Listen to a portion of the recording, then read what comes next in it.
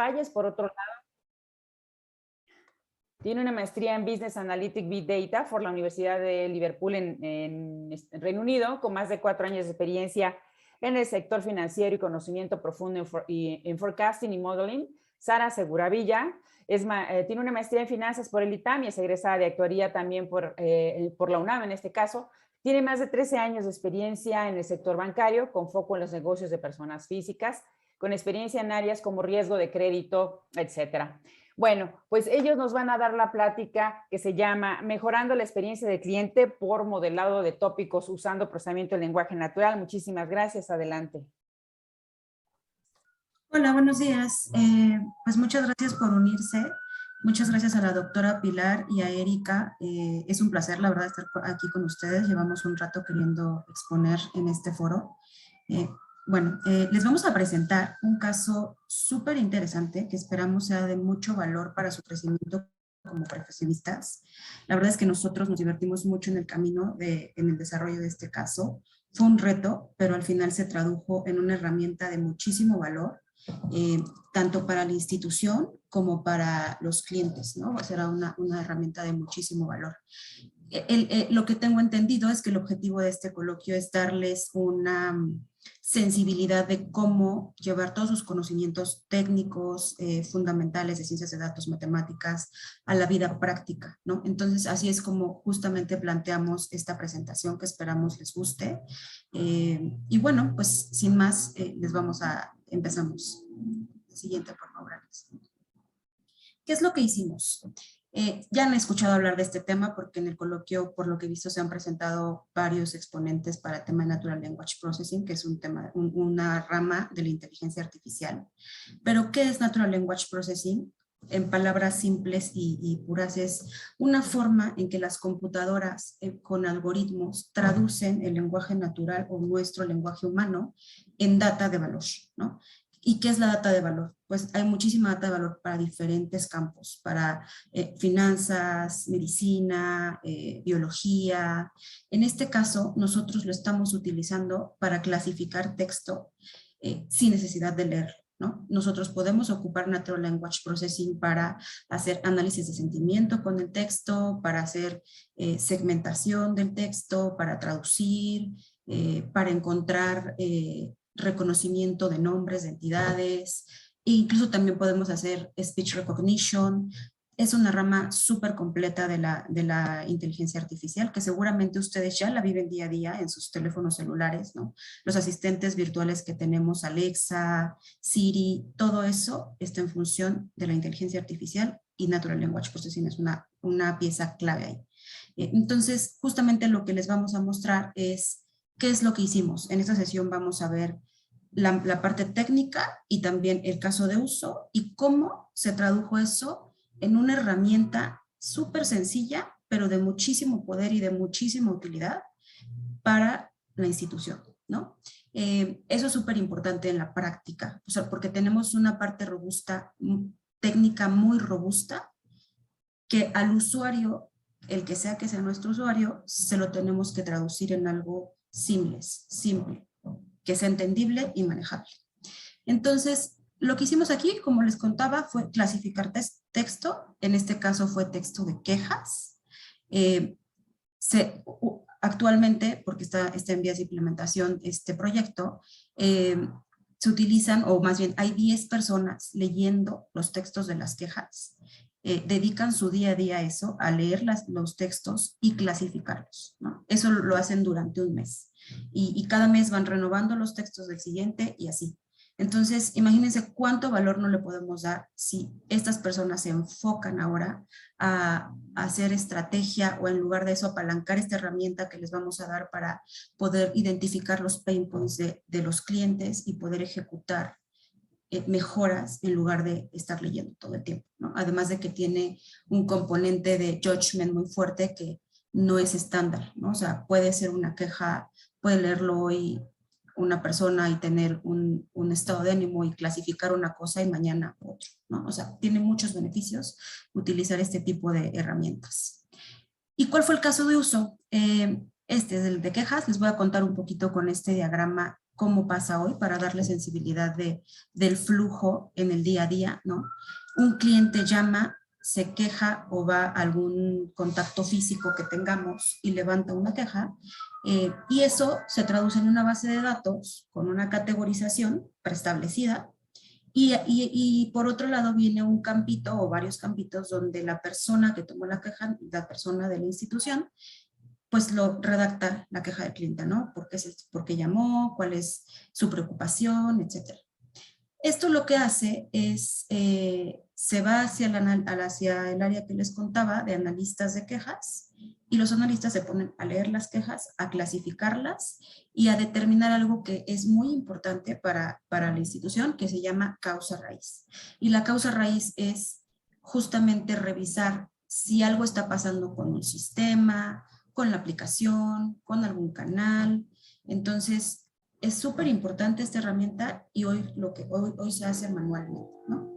Eso, además, aparte de la manualidad, también, pues obviamente, es limitado el número y el volumen de quejas que se pueden atender cuando está tan manual o cuando hay esta intervención humana así, ¿no?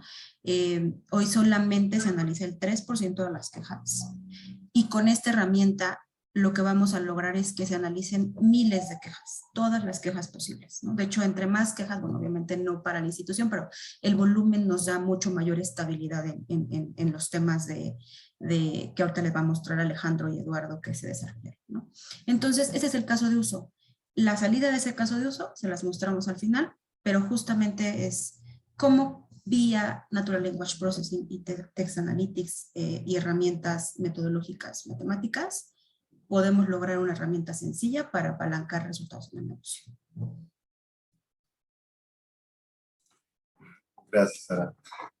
Bueno, la idea aquí es decir cuál fue el camino o qué framework analítico tomamos para resolver este problema del análisis de quejas, ¿no? Aquí se puede dividir en cuatro pasos: el preprocesamiento, el data cleaning, que seguramente están muy familiarizados; elegir la metodología de clustering, ya sea con temas de grid evaluation, algo de evaluación de KPIs, así como la incorporación de expert knowledge para hacer sentido de estos tópicos o de estas clasificaciones de las quejas. Después, posteriormente, esto de asociaciones es otros casos de uso que también se le han podido dar, como mencionaban, el sentiment analysis o ver el impacto en el attrition. ¿Y a qué me refiero con attrition? Es qué tipo de quejas están haciendo que los clientes dejen el banco 1, 2, 3 meses después, qué tipo de textos o qué tipo de palabras en ciertos contextos nos están dando estas flags de attrition de que el cliente se podría dar. Y al final presentábamos un producto final a través de un dashboard para que los decision makers pudieran ver todo este análisis ya en una presentación que pudiera ser más digerible para todos, ¿no? La siguiente. Gracias. Voy a empezar a explicar un poco de este proceso de data cleaning y el procesamiento. En la parte de arriba podemos ver el input text, que sería como los tiempos de servicio en la sucursal de Reforma son muy lentos, ¿no? ¿Y por qué este texto de input viene sucio, ¿no? A veces estos ejecutivos están tomando cientos de quejas diarias y hay muchos typos, hay veces que a lo mejor están escribiendo con mucha rapidez mientras el cliente les dicta. Entonces, en general el texto viene muy sucio, faltas de ortografía, etcétera, ¿no? Primero que nada, el primer paso que tomamos es la normalización. ¿A qué nos referimos con normalización? Es ponerlo en minúsculas, quitar signos de puntuación, numerales, caracteres especiales y cualquier otra cosa que no sea útil para nosotros o que nos ayude en este análisis.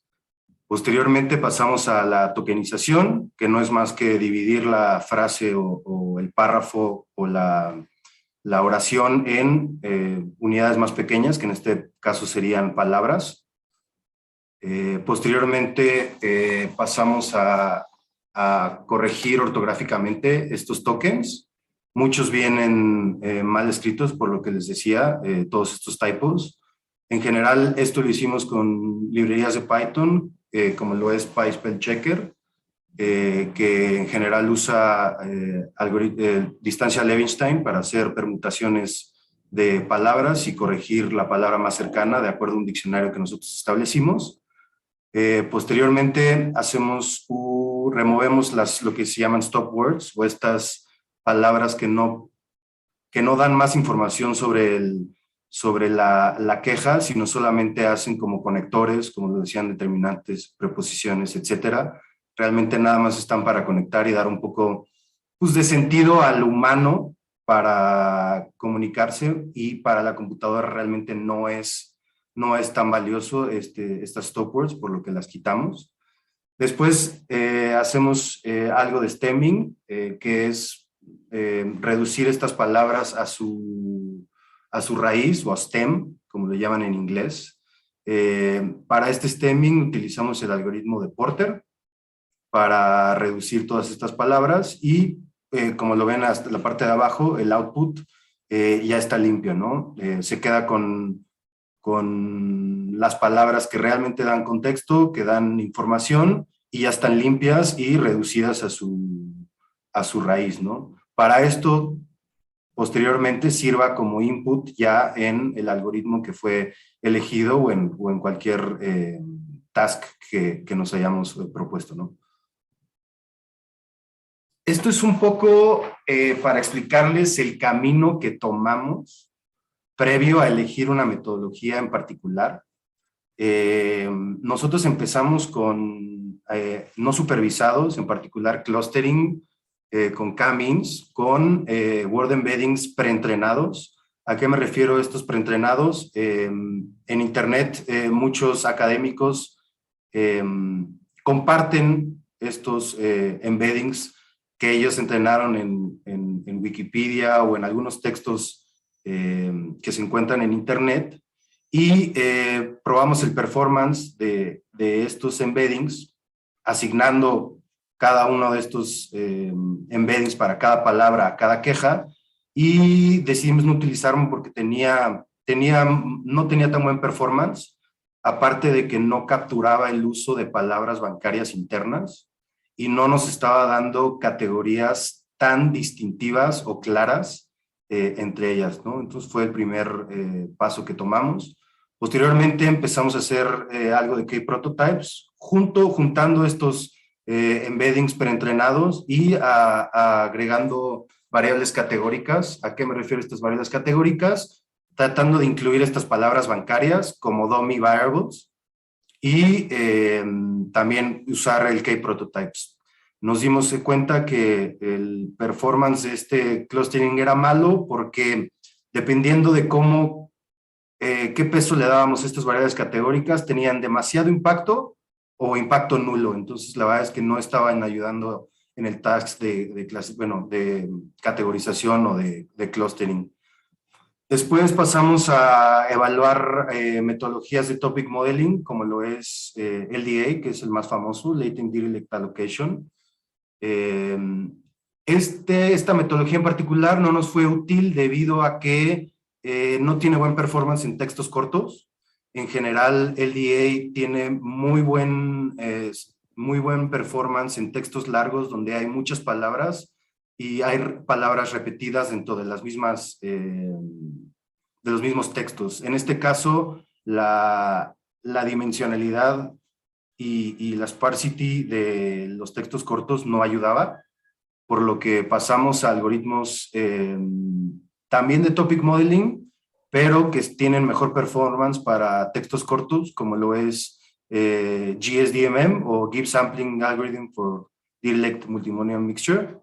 En general, fue una metodología que nos dio buenos resultados, pero no tenía en consideración, y al ser una metodología que considera relaciones estadísticas con palabras, no tenía buen desempeño identificando sinónimos y contexto, que esto era muy importante para nosotros y nos ayudaba en clasificar no quiero decir clasificar, en agrupar en estos clústeres o tópicos no estaba teniendo buen performance con sinónimos y contextos. Y al final pasamos a entrenar nuestros propios word embeddings con toda la data de las quejas y alguna otra data externa, como lo fue Twitter y como lo fue algunos otros datos de algunos sistemas que teníamos texto, que fue el ejercicio que mejor performance nos dio al juntar estos word embeddings con metodologías de clustering como los K-means.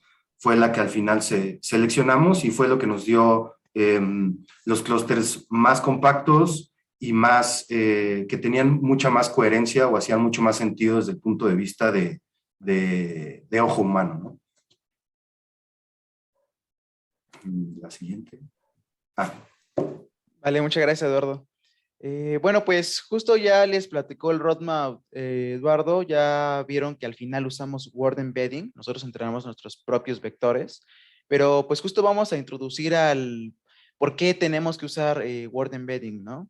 En la mayoría de algoritmos de inteligencia artificial, machine learning, se requiere que tengamos la representación de nuestra data de forma numérica, ¿no? Entonces, pero además a nosotros no nos sirve de nada que tengamos palabras representadas de forma numérica, porque incluso hasta para nosotros, cuando hablamos, no hablamos por medio de números, ¿no? No nos referenciamos de esa forma. Para nosotros las palabras tienen un significado. Ese significado que tienen las palabras lo damos a través del contexto. Depende mucho del contexto en el que estemos, el significado de nuestras palabras. Entonces, justo ese problema de yo necesito que mis palabras estén representadas como números, pero también me interesa que esos números tengan detrás un contexto, es lo que da pie al word embedding, ¿sale?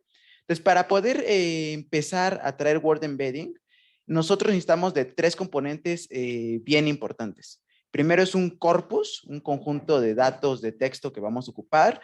Ya les platico de cuáles fueron en nuestro caso. Fueron directamente los textos de las quejas y pues también se puede meter data adicional, ¿no? Puede ser bien Twitter o Wikipedia. Toda esta data la pasa a través de un algoritmo. Hoy en día hay muchísimos algoritmos de word embedding. El más famoso de ellos, bueno, el principal, porque fue con el que se inició este tema, es Word2Vec. Word2Vec fue desarrollado por Google usando redes neuronales, que es el que usamos nosotros y es del que les vamos a platicar con un poquito más de detalle el día de hoy, ¿sale? Entonces lo metemos a través de ese algoritmo llamado Word2Vec. Nos va a dar como output cada palabra y una representación en como vector en n dimensiones, que esas n dimensiones son un parámetro que va a venir dentro de nuestro algoritmo, ¿sale? Y ahorita vamos a platicar más sobre él. Ahora, ya dijimos del contexto de las palabras y todo este tema, ¿no? Pero realmente, ¿cómo se ve ya cuando tienes representado una palabra por medio de un vector? Ustedes pueden ver aquí, por ejemplo, la palabra king y la palabra queen. Curiosamente, pueden notar que entre ellas dos son vectores similares, con similitud del coseno, o cercanas en cuanto al ángulo que forma el vector de king con el de queen. Pero también que pueden notar que el vector de man y woman justamente pareciera que tienen una distancia muy similar, ¿no? Entre ellos. Entonces, aquí ya se empieza a ver una relación de las palabras en sus distancias, pero también en sus direcciones incluso, ¿no? Y qué tan distantes están unas de las otras. Entonces, esto es bien interesante porque gracias a esta característica es que nuestro clustering usando word embedding mostró buenos resultados, ¿va? Ahora sí, vamos a meternos al word embedding. ¿Cómo llego a este punto? ¿Cómo llego de mi data a tener vectores? Vamos a empezar a hablar de primero una representación llamada bag of words. Hay que hablar de ella porque la necesitamos para empezar a entrenar nuestra red neuronal, que ya es como dijimos que se entrena el Word2Vec, ¿no? Entonces, primero tengo mi corpus. Vamos a imaginarnos que solo fueran 2 quejas para efectos prácticos, ¿no? Tengo mi corpus, saco su diccionario, los tokens únicos, tengo su diccionario, ya tengo cuáles son mis palabras, les asigno un tokencito, ¿no? Y las empiezo a representar como los famosos hot vectors o vectores unitarios, también así los conocemos, ¿no? ¿Qué dimensión tiene este vector? Ah, bueno, pues tiene la dimensión de la longitud de nuestro vocabulario. En este caso, veamos cómo nuestro vocabulario tiene 13 palabras. Como el vocabulario tiene 13 palabras, entonces nuestros vectores van a ser de una dimensión de 13 entradas y todos representados por un vector unitario. ¿Sale? Entonces este es paso 1. Paso número 2. Word Embedding con Word2Vec tiene dos formas de encontrar las representaciones. La que estamos usando nosotros es la metodología Skipgram, en donde como input tú le metes una palabra y como output te da un contexto. ¿Se acuerdan que habíamos comentado que la palabra contexto era muy importante, ¿no? Y es justo lo que vamos a hacer aquí. Vamos a crear una tarea falsa que va a ser parametrizable, en donde vamos a crear un modelito en donde le vamos a meter una palabrita y nos tiene que dar el contexto de esa palabra. Esa tarea falsa se va a crear a partir de nuestro corpus. Por ejemplo, ustedes vieron que nuestro corpus solo eran 2 quejas en nuestro ejemplo. Vamos a empezar a trabajar con la primera queja, el primer comentario. Y lo que empezamos a hacer es lo siguiente. Pasa un parámetro. ¿Ese parámetro cuál es? El tamaño de la ventana. Le estoy diciendo que el tamaño de la ventana es de 3. Entonces, elijo las primeras 3 palabras, la de en medio es mi palabra input y las de al lado son mi contexto. Y así me voy recorriendo palabra por palabra, token por token, ¿no? Para que al final yo cree todo un dataset, en donde en ese dataset ya voy a saber quién es mi input y quién es mi output. En este ejemplo ficticio, lo están viendo a través de palabras, ¿no? Mobile, app, has. Cell phone, app, not. Pero en realidad, en nuestra data de entrenamiento, vamos a verlo como hot vectors, ¿no? Este vector me tiene que dar este vector y este otro vector me tiene que dar este otro. Entonces, con nuestra data vamos a crear esta tarea ficticia de una tarea de, en realidad sería como de predicción o de clasificación, vaya. Y ahora sí vamos a entrar en lo mero bueno, ¿no? Para que esto sea una realidad, se necesita usar de redes neuronales. Yo sé que muchos de ustedes ya han de haber escuchado sobre el tema o las conocen a la perfección. Aquí solo vamos a dar una introducción en pocas palabras de qué es la red neuronal y cómo se tiene que entrenar para el Word2Vec. Nosotros tenemos como entrada una palabra que ya habíamos comentado que se está representando como un vector único y queremos predecir como output en nuestro output layer, que así es como se le conoce. Queremos al final llegar a este otro vector representado, como que me diga que la palabra cell phone corresponde al contexto app y al contexto not. Este es nuestro modelo ideal, ¿no? En el que nos prediga esos valores. Pero para llegar a eso, nosotros tenemos que diseñar una red neuronal. Para eso vamos a meter como input un layer con n neuronas, en donde n habíamos comentado que era la dimensión de nuestros vectores, ¿no? Después vamos a pasar un hidden layer, o en este caso pueden ser incluso más. En nuestro caso solo estamos viendo un hidden layer con 3 neuronas. Vean cómo este es otro parámetro, chicos. Este parámetro de 3 neuronas es el que nos va a dar la dimensión de nuestro word embedding. ¿Qué quiere decir? Que le estoy diciendo que la palabra cell phone quiero que me la represente como un vector en un espacio ahora de 3 dimensiones. Es otro parámetro. ¿Sale? Una vez que tengo eso, nuestro output layer, pues empezamos a calcular los pesos. Ustedes saben que los pesos primero se calculan con diferentes metodologías, pueden ser random, pueden ser distintas distribuciones para las asignaciones iniciales, pero después lo vamos a meter a nuestro modelito. Vamos a meterle ya sea sigmoide o al final alguna softmax y alguna loss function, ya puede ser de mínimos cuadrados o la que se ajuste a nuestro objetivo, ¿vale? Para que así al final, cuando hagamos backpropagation, que recordemos que backpropagation lo que busca es optimizar nuestra arquitectura, nuestra red.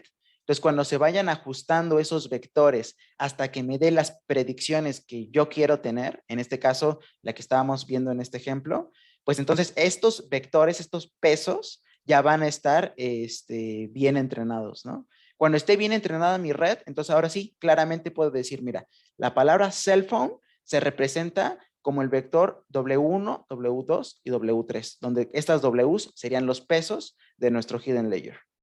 Ahora, ¿por qué curiosamente hacer esto hace que las palabras tengan contexto? ¿Por qué será? ¿No?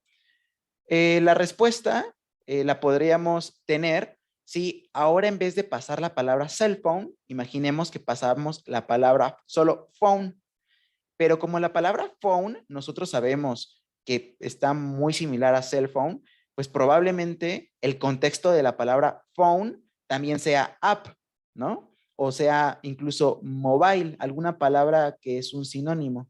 Entonces, al final, como se van a entrenar casi con el mismo output, porque recordemos que el contexto es el output, pero el input es distinto porque ahora es phone, entonces son palabras que al final su vector de pesos tendrían que ser muy similares, ¿no? O tendrían que guardar alguna relación. Y de esa forma es que podemos representar con Word2Vec y podemos cachar el contexto de las palabras.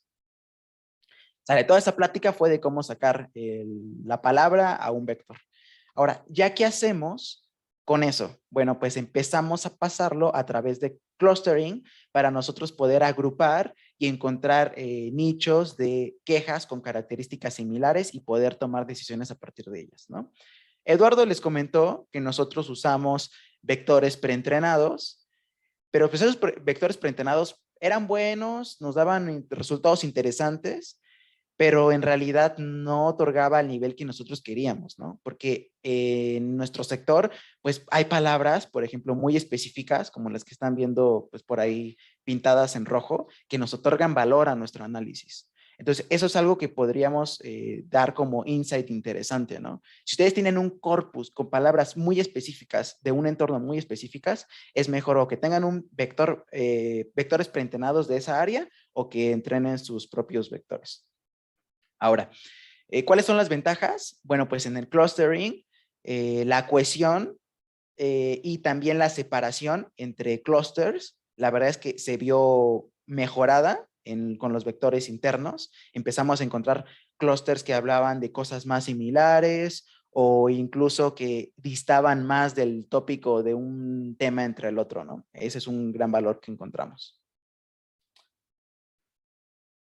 Pero ¿cómo llegamos a esos, a ese clustering? ¿Cómo llegamos a esos grupos? Muy bien, pues lo que usamos es directamente con la representación del word embedding. En este simple ejemplo donde tuviéramos solo 4 quejas, pues podemos encontrar un vector único por queja, como sacando la media de la representación de cada palabra, ¿no? Por ejemplo, aquí yo tengo n palabras, bueno, vamos a poner otro literal, una k palabras, tengo k palabras, y saco el promedio de los vectores de esas k palabras para obtener el promedio del vector de todo ese comentario. Una vez que tengo todos estos comentarios, los podemos representar, por ejemplo, en este plano, lo estamos llevando a 2 dimensiones, y usando la similitud del coseno, que es la distancia entre ángulos de los vectores. Esa es la función con la que se optimiza el clustering. Pues con eso lo metimos en un k-means con word embedding, y así, ¿qué es lo que empezamos a cachar? Tópicos que comparten características similares y también ya estamos tomando sinónimos, ¿sale? Este es el supervalor que encontramos con nuestras representaciones. Voy a dejar a Eduardo para que ahora nos comente con qué KPIs es que elegimos nuestro mejor conjunto de soluciones. Gracias, Alejandro. Bueno, una vez que ya teníamos estos tópicos o clústeres, pasamos a un tema de evaluación de la calidad de estos clústeres o tópicos. Utilizamos principalmente 2 metodologías o 2 approaches. Enfoques cuantitativos y enfoques cualitativos o de observación o de juicio humano. ¿Por qué? Porque es muy importante que estos tópicos fueran interpretables por la gente que va a estar tomando decisiones a partir de ese dashboard que les platicaba. Empezamos con una exploración inicial con approaches cuantitativos, aparte de estas evaluaciones que ya por la naturaleza del algoritmo de K-means, se optimiza lo que hablaban de cohesión y la distancia interclúster y intraclúster. Hicimos algunas evaluaciones de coherencia. Estas métricas en particular fueron 4 de coherencia, las fuimos evaluando para cada uno de los tópicos. A coherencia y estas métricas a grandes rasgos lo que hace es evaluar la calidad de agrupación dada cómo están relacionadas las palabras comparadas contra un corpus de referencia, y se calculan con probabilidades qué pares de palabras, o dependiendo de la métrica pueden ser más que pares, qué tanto sentido hacen cuando se comparan contra un corpus de referencia.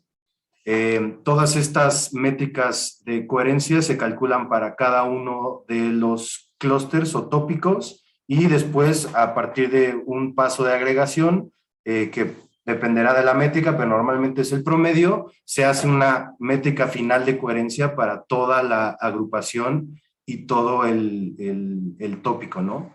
Es importante mencionar que este approach lo utilizamos para que fuera comparable con la metodología que mencionábamos anteriormente, el GSDMM, que es un tema que no se puede calcular tanto la distancia intra y interclústeres, y para que fuera comparable, ¿no? Una vez que teníamos estas métricas de coherencia, sacábamos los mejores candidatos y ya pasábamos a un tema de intervención humana o de analizar los clústeres de manera visual. Una vez que ya teníamos identificado cuál se veía mejor a partir de word clouds, a partir de enegramas, también al final también utilizamos un approach usando TFID para también visualizar de manera mejor estos tópicos. También posteriormente sirve como input para ver qué métricas estaban funcionando mejor, lo que mencionábamos como grid-like evaluation, qué parámetros estaban dando mejores resultados tanto en métricas de coherencia cuantitativas y en observación visual o interpretación humana, ¿no?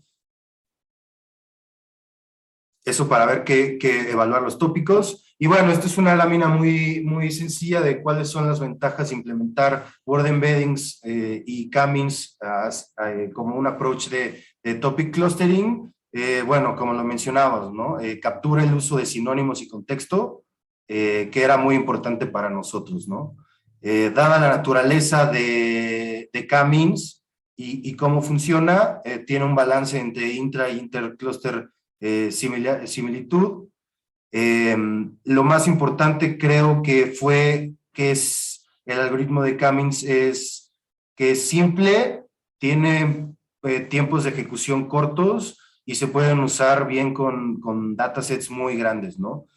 Algunos otros algoritmos de clustering nos enfrentamos al problema de que eran no tan rápidos y tardaban en ejecutar demasiado tiempo.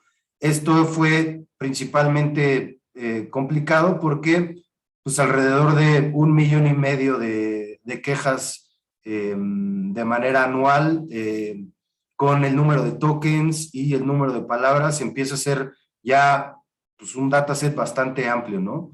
Y también lo bueno de este approach al juntar word embeddings es que puede atacar el problema de sparsity y high dimensionality de los textos cortos, ¿no? Este es un ejemplo nada más visual para que ustedes se dieran una idea de cómo evaluábamos qué metodología era. El ejemplo 1 es este word embedding que nosotros entrenamos, que tuvo mejor performance en temas de separación, cohesión y silhouette. En el caso del ejemplo 2 era el word embedding preentrenado, pues tuvo también buenas métricas, pero no tan buenas métricas como lo hubieran sido el ejemplo 1 y el ejemplo 3. Y el GSDMM o Topic Modeling tuvo mejor performance en coherencia, pero no estuvo tan lejos de los word embeddings preentrenados. Fue por eso que nosotros decidimos elegir este Word Embedding porque tenía tanto buenas métricas en tema de distancias, métricas internas de comparación, y también en métricas de coherencia externas contra este corpus, y que tiene un approach más de estadístico o de asociación de palabras, como lo tiene Topic Modeling, para hacer los dos comparables, ¿no? Y para ver qué nos daba mejor performance.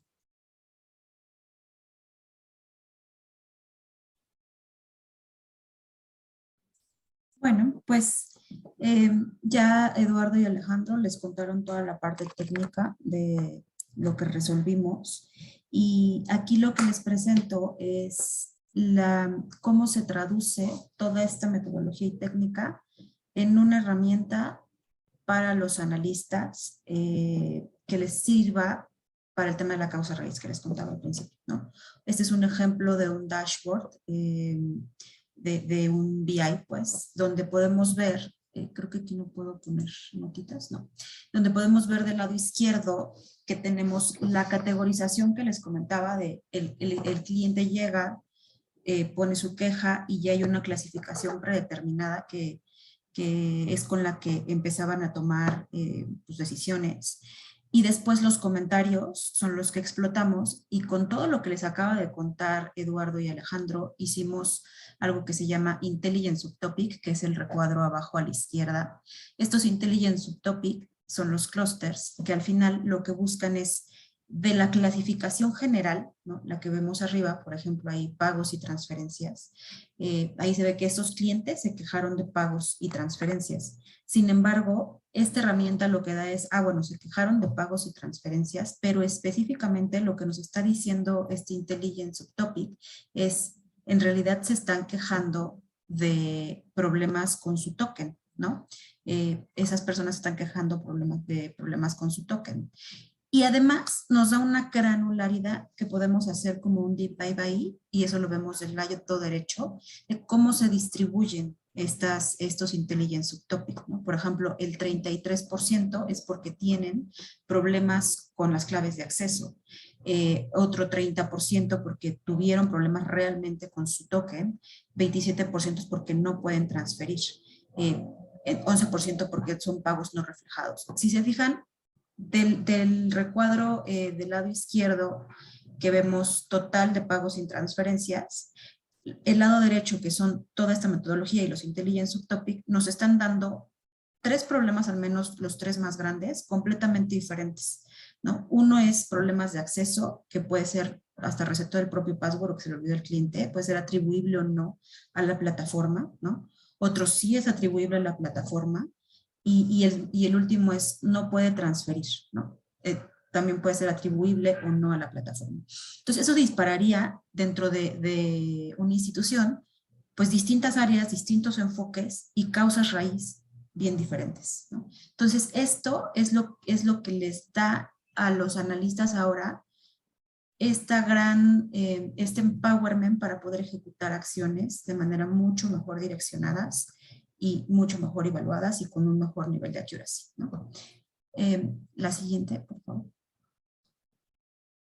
Y bueno, este es también ya todavía un deep dive mucho mayor. Tomamos los Intelligent Subtopics, vemos la distribución de las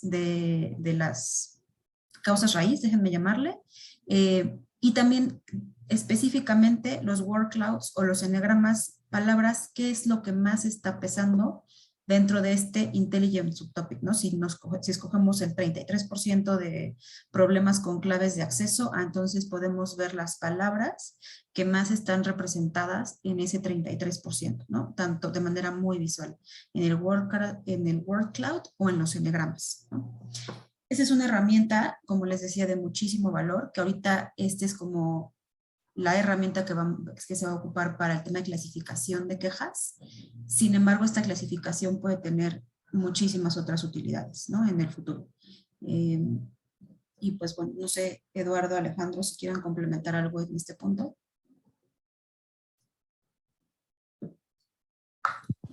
No, todo muy bien. Yo creo que nada más un comentario final, que Eduardo ya les habló de las ventajas del Word Embedding versus otras técnicas, pero una muy buena es la de la dimensionalidad. porque la dimensionalidad sí pega demasiado cuando ustedes hacen un algoritmo, ¿no? De seguro lo han notado, el tiempo de cómputo de un algoritmo de 1000 entradas es totalmente distinto a uno de 80. Entonces, cuando tú haces representaciones con hot vectors o con back of works, que así se le conoce normalmente, pues puedes tener una dimensionalidad igual al número único de tus tokens, que podrían ser miles y miles de tokens, ¿no? Pero cuando haces representación por word embedding, puedes bajar esa dimensionalidad de miles a solo 4, 5, 20, 50, 100. Eso ya es un parámetro que se tiene que ir jugando, pero aparte de bajar la dimensionalidad, te trae un valor muy importante que es el contexto. Entonces creo que eso es una súper ventaja del word embedding y por eso la traemos aquí sobre la mesa. Solo eso, gracias. Bueno, pues muchas gracias. Espero haya sido una plática de interés para ustedes. Otra vez, nos dio mucho gusto estar aquí. Llevábamos un tiempo tratando de estar. Y gracias, doctora Pilar. No sé si va. Claro, no, muchísimas gracias a ustedes, Sara, Eduardo y Alejandro.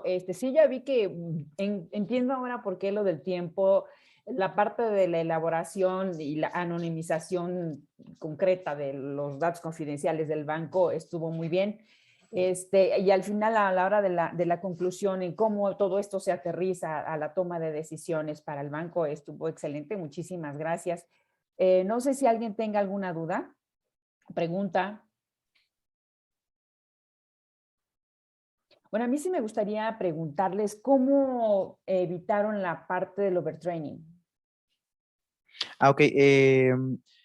Realmente, para no hacer un overfitting con la data, sí hicimos bien nuestro set de validación para estar como confirmando que a la red neuronal, a la vez en que aprendía con la data de entrenamiento, en la data de validación no estuviera haciendo cosas extrañas, ¿no? Además, aumentamos el corpus con data externa para también mitigar ese problema. Entonces, justo fue mucho de prueba y error con parámetros y de incluir nuevos datos y también de meter layers en nuestra red neuronal de dropout para empezar a buscar eliminar ese overfitting. Ok. Y el método de clustering, el K-means, digo, es el más conocido, el más utilizado, pero no sé si hayan probado algunos otros. Sí, de hecho, Eduardo les platicó del K-Prototypes, ¿no? K-Prototypes Sí, realmente además es del como un... K-Prototypes, nada más ese, el K-means y el K-Prototypes, o tuvieron algunos otros, y ya nada más nos mencionaron estos dos. Mencionamos K-means, K-Prototypes y usamos otros de clustering como el DBS Scan, pero la verdad es que los resultados nada buenos, nada buenos. Ok. Sí. También en temas de computacionales, o sea, de cuánto se tardaba, estuvimos muy limitados también por eso, dado el número de quejas y la cantidad de datos que estuvimos usando, también estuvimos un poco limitados con eso.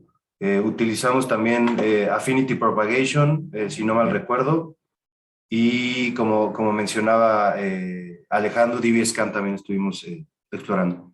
Okay. Y ese es un punto interesante que comenta Eduardo, María, porque cuando tienes ya una cantidad de datos tan grande, por ejemplo, el DBSCAN, pues en realidad va puntito por puntito, ¿no? Va puntito por puntito, empieza a agrupar.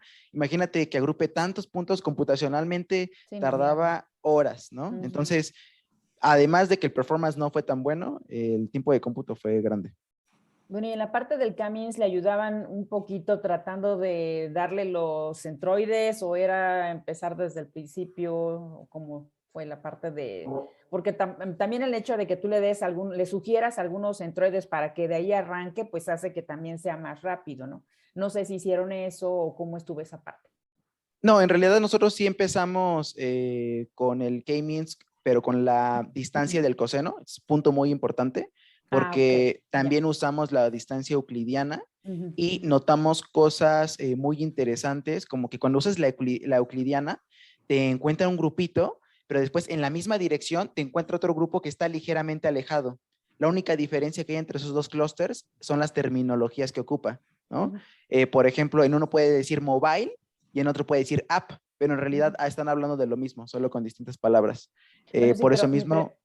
Mi pregunta era un poquito más dirigida a que, bueno, esas son las medidas de distancia que usaron para calcular los centroides, pero cuando arrancaron el algoritmo de que aquí están todos estos datos, hace clustering con camis, ¿te sugiero estos centroides o dijeron tú arranca No, desde el principio? no, totalmente random. Puso las Ok. puntitos centroides y de ahí arrancó. Sí. Perfecto. Ya después, posteriormente, hay alguna idea de respetar centroides, dadas estas tópicos que están bien realizados, ¿no? Y sí es una idea que en la implementación posterior, ya que vayamos corriendo el algoritmo después, por ejemplo, el tema de token, por ejemplo, agarrar todas las de token y calcular el centroide y decir, mira, ve, este centroide es más o menos que habla de token y sabemos que habla de token, para posteriormente nuevas quejas poderlas clasificar ahí y no tener que estar corriendo este algoritmo todo el tiempo y volverlo a entrenar, ¿no? Claro. Ok. Gracias. Víctor, Noel, ¿tienes una pregunta? Sí, gracias, doctora. Buenos días y pues felicidades a todos estos colegas que exponen un proceso que para mí es nuevo. Yo no soy científico de datos, yo soy investigador de mercados, pero tengo la intención de estudiar el diplomado en la UNAM. Y lo que les quiero comentar es que si piensan en una segunda fase de análisis, pero no en este caso de texto, sino de fallas que son, por ejemplo, en los resultados veíamos que hay algunos resultados que son ambiguos en tanto que no se puede determinar si es imputable al cliente o es imputable al banco. Es decir, por ejemplo, aquellas fallas de token, más adelante van a hacer análisis con el área que genera los tokens para conectar lo que los clientes se quejan contra las fallas reales del token. Pongo, por ejemplo, no tiene mucho que ver, pero ya ven que hubo algunos bancos que hicieron transferencias que no debieron hacerse, son imputables al banco, no hay duda. Pero mi pregunta va en el sentido de que si más adelante se van a tomar acciones pues informadas y con un desarrollo, insisto, hacia lo que sí es imputable al banco. Es pregunta. Sí, de hecho, justamente el valor de esto es lo que te decía, haz de cuenta que lo que les decía, está el dashboard, ¿no? Que nos da herramienta y que es muy sencilla de manejar por cualquier persona. eh, pero, sin embargo, si se recuerdan, les digo, ahorita tenemos 10 personas que se dedican a leer las quejas, ¿no? Ya no van a necesitar leer las quejas y justamente estas personas se van a dedicar a hacer el análisis de esta información, porque una cosa que es muy valiosa es lo que salga de esta herramienta. Sin embargo, sí hace falta esta conexión y esta conexión sí la van a poder ahora realizar. O sea, estas personas se van a poder enfocar en cosas que importan. Y justamente al momento de que, en el ejemplo de la transferencia, ¿no? Ah, bueno, pues vemos que es transferencia. Ahí van, se voltean con el área correspondiente y le dicen que hay un tema en transferencias en la app. Entonces, los equipos que corresponden al área de esa causa raíz, pues se tienen que voltear a revisar los sistemas, qué está pasando, ¿no? Entonces, sí, es justamente, aparte de las 10 personas que no lo van a leer todo, el valor, el mayor valor es ese. Excelente. Muchas gracias. Gracias, doctora. ¿Alguna otra pregunta? Fernando Abitúa, por favor. Hola, ¿qué tal? Disculpe, no sabía, bueno, quería saber si además de hacer el análisis de texto, habían hecho algo acerca de speech to text o algo así, de las llamadas de personas. Pues mira, te vamos a responder y bastante entusiasmados sobre eso. Sí, nos estamos metiendo a speech to text. Es un tema muy, muy bueno, la verdad. Cuando estás de forma externa, hoy en día hay muchos proveedores públicos como los de Google, ¿no? Google Cloud o Amazon Azure, también Microsoft Azure, también son servicios en la nube para hacer speech to text. Son vectores entrenados con muchísima data de nosotros, la que es pública, y pues son muy buenos para hacer speech to text. pero hay ocasiones en las que pues no tienes acceso a esos recursos, ¿no? Por X situaciones. Entonces, empezarse a meter, a entrenar tu propia red que haga un speak to text es un tema muy interesante, pero sobre todo déjenme decirles lo más bueno, y es que no todos los problemas son iguales, porque podrían estar trabajando con audios, no sé, podrían ser de centros de atención al cliente, y ustedes saben que cuando uno hace una llamada por teléfono, a veces hay mucho ruido, pasan los carros, los sonidos de los animales, o incluso hay interferencias, ¿no? Entonces, toda esa data puede estar como que, vamos a llamarle sucia, con ruido, distorsionada, y no es lo mismo que meterlo a un modelo que se entrenó con audios perfectamente de una calidad superior, ¿no? Entonces, para responder rápido, Fernando, sí, nos hemos estado metiendo. Es un tema muy interesante porque ya estás hablando ahora de otro input, ahora es un audio, y es justo el mismo problema. ¿Se acuerdan que dijimos cómo represento palabras en números? Pues es lo mismo ahora, ¿cómo represento un audio en números? Se los dejo ahí de tarea para el que le guste, investigue qué son los espectrogramas, que es básicamente lo que hacemos. Pasas un audio, le sacas sus espectrogramas del audio, lo pasas como input a una red y puedes meter una red convolucional y con ella extraer features demasiado interesantes. Esperamos que tengamos más aterrizados, se los vengamos a presentar también. Ok, muchas gracias. Sí, ahí el problema es la suciedad de los datos, ¿no? Aparte que necesitan cierta infraestructura para poder tratar de captar lo más que se pueda del speech y no de lo que está alrededor. Los Correcto. datos, pues, la parte de la limpieza de los datos es mucho más complicada en ese sentido. ¿Alguna otra pregunta? Déjenme ver porque no tengo aquí manitas levantadas, ¿no? Bueno. Aquí estoy viendo que, bueno, dice, si quieres trabajar con nosotros, no dudes contactarnos. Yo les comento, chicos, pues los que están ahorita en octavo, ¿no? www.banamex.com/bolsa de trabajo. Justamente nosotros, quiero comentarles, estamos en la modificación del plan de estudios y estamos haciendo encuestas a los empleadores que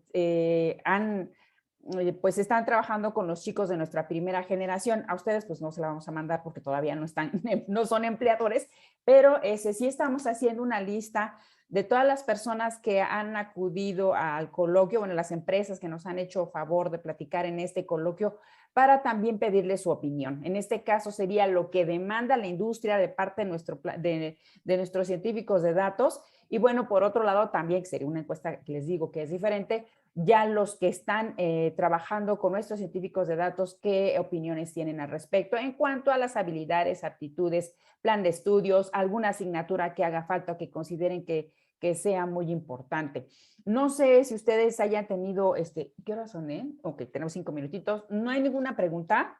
¿Seguro? ¿Otra vez? No, es para aprovechar esta pequeña ventana que tengo con Banamex o con City Banamex, o ¿cómo le dicen? Madre mía. Sí, City Banamex. City Banamex, ¿verdad? Ok.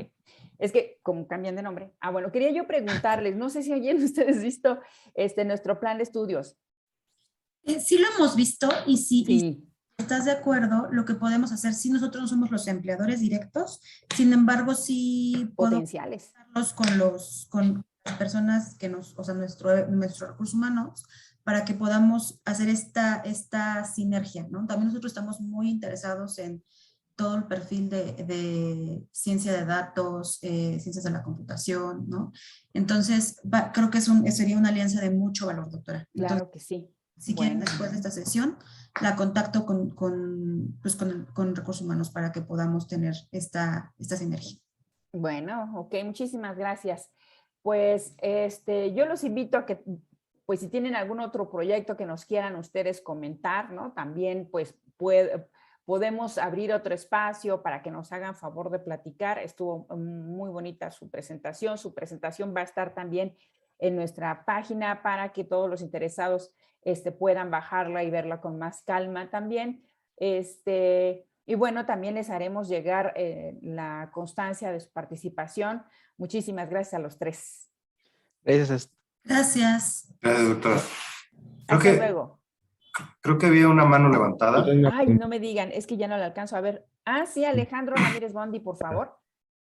Bueno, muchas gracias por la plática, la verdad es que me gustó mucho. Y mi pregunta más hacia si habían encontrado durante el trabajo algún término o algún tema que no, se le dificultara al modelo y si hicieron algún ajuste ahí considerando la práctica, ¿no? A lo mejor, no sé, que no detectaba la palabra token o que había un agrupamiento que era importante en la práctica y que el modelo tuvo problemas.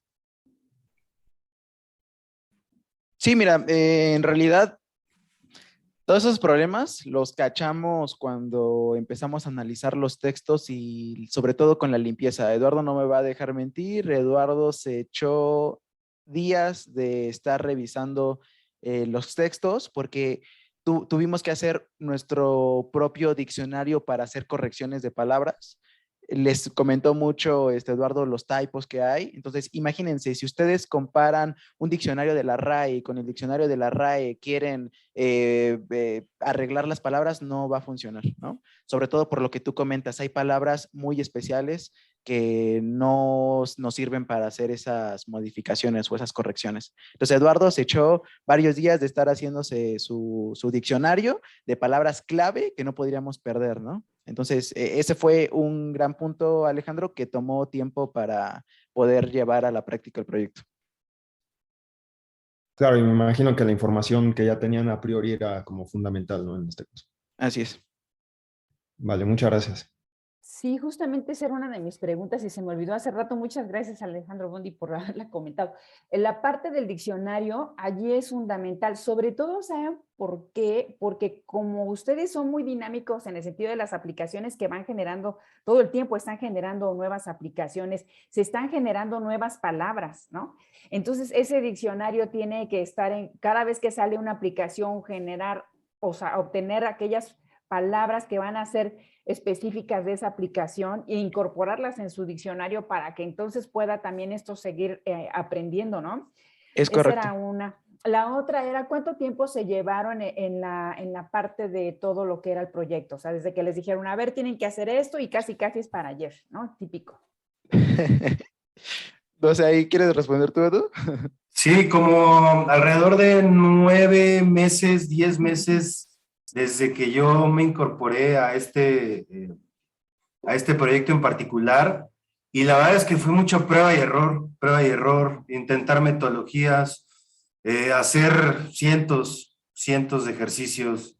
También, por ejemplo, lo que mencionaban del diccionario la verdad es que, por ejemplo, los 2.500 tokens más frecuentes, esos a manita, ¿no? A corregirlos a manita, porque era lo más común. Y así, o sea, hubo muchas cosas que fueron, pues que tomaron mucho tiempo, pero que sirvieron para explorar y entender por dónde no y por dónde sí funcionaba. La verdad es que sí, como mencionabas, Cummings es un algoritmo pues, muy conocido y muy sencillo, pero junto con los embeddings nos dio buenos resultados y al final fue el que elegimos. A pesar de que intentamos metodologías mucho más complicadas y a lo mejor más sofisticadas, pero pues la verdad es que a veces, como dicen, ¿no? Lo simple a veces es lo mejor, ¿no? O lo que mejor funciona. Sí, bueno, ¿y cuánto tiempo cuál parte de todo este pipeline o roadmap que ustedes le dijeron fue la más tardada? Pues creo que el data cleaning. Para no variar. Sí, ¿no? Sí. El data cleaning. Okay.